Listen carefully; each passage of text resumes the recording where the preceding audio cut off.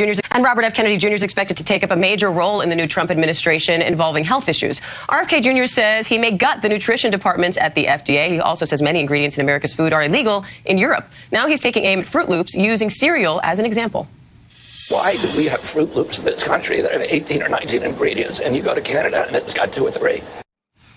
ABC News medical contributor Dr. Alok Patel joins me now for more on this.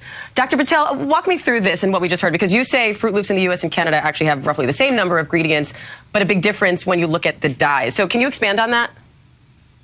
Absolutely, Diane. If you look at a box of Fruit Loops in both the Canada and the United States, they have roughly the same amount of ingredients, from ingredients such as sugar and different types of flour. The big difference is that in Canada, they are using natural dyes that are made from products such as carrot, blueberry, and watermelon juice to give Fruit Loops that color. In the United States, they're using artificial dyes such as red 40, blue 1, yellow 5, and 6. And some of these dyes in preliminary studies have been linked to certain adverse reactions in children, such as children with ADHD or autism spectrum disorder, more hyperactivity. So it is worth noting that there is some research happening in these dyes. But most importantly, parents should feel empowered to look at any products they're giving their children, look at the back and read the ingredients and make a decision about what they want to feed their families.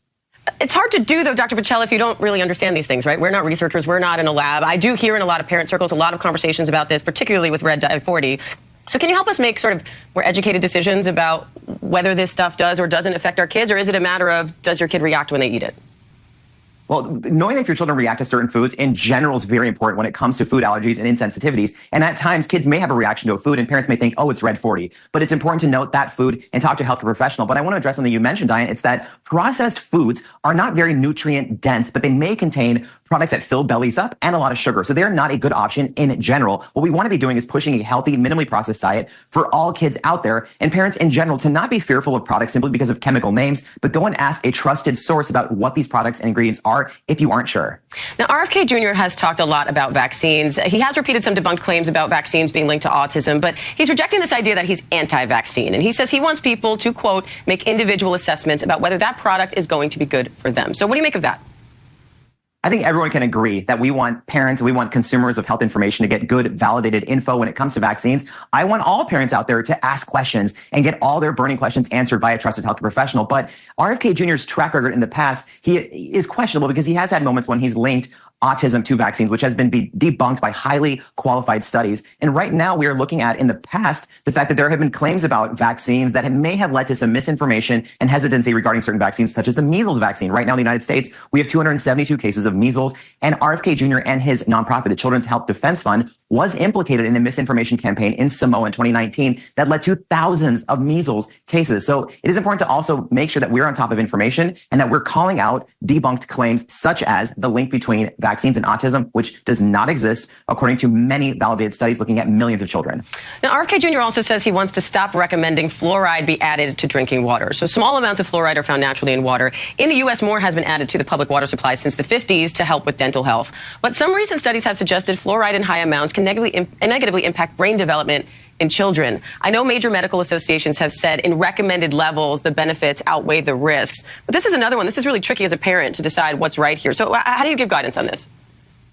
What I give guidance is first for parents to understand what fluoride is actually doing. So fluoride, the recommended amount in public water, according to the CDC and WHO, is about 7 milligrams per liter. That's a few drops of water in a 55-gallon vat. So it's not that much. It is naturally occurring as well. And fluoride can actually strengthen the enamel, the surface of teeth, protect our teeth against acid bacterial growth, and it reduces the risk of tooth decay. But you're absolutely right, Diane. An excessive amount of fluoride can lead to something called fluorosis, which is not good for bones. And there is some question about what that may do for developing brains. But all the research is mostly in a large amount of fluoride and in animal models. And in some communities, there is no access to dental care. People may not have the right amount of awareness. So fluoride in the water is also an equitable way to protect teeth. When people like RFK Jr. compare the United States to other countries or communities that have removed fluoride from their water, we have to pay attention to the fact that some of those places have awareness campaigns. They have fluoridated toothpaste. They have salt in fluoride, such as certain countries in Europe. So it is widely accepted that fluoride is good for our teeth. But it is worth noting that we should be looking at studies about the right amount and if people have access to it. And how much of it is a question of fluoride being ingested versus fluoride topically, like when you use a fluoridated toothpaste and you're putting it on your teeth rather than drinking water with it?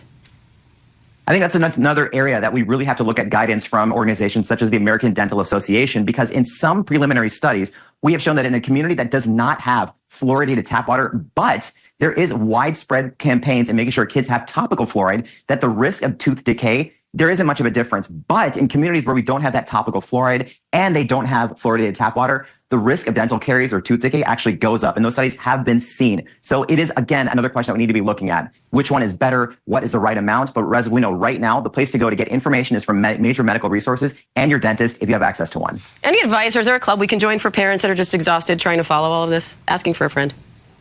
Whew, that club is talk to any health professional. If you go online, make sure you have a validated source. You know exactly where you're getting your information from, because Diane, as we've seen, when it comes to food ingredients, vaccines, when it comes to fluoridated water, there's a lot of topics out there where there's a lot of pseudoscience in the world. So I encourage all parents to ask those questions, and healthcare professionals, we should never push somebody away because they're asking questions. We want to all be on the same page, and that page is protecting children. That's right. ABC News medical contributor Dr. Alok Patel. Always glad I could text you when I have 5 million questions about these things. Dr. Anytime, Patel, thank you, anytime. friend.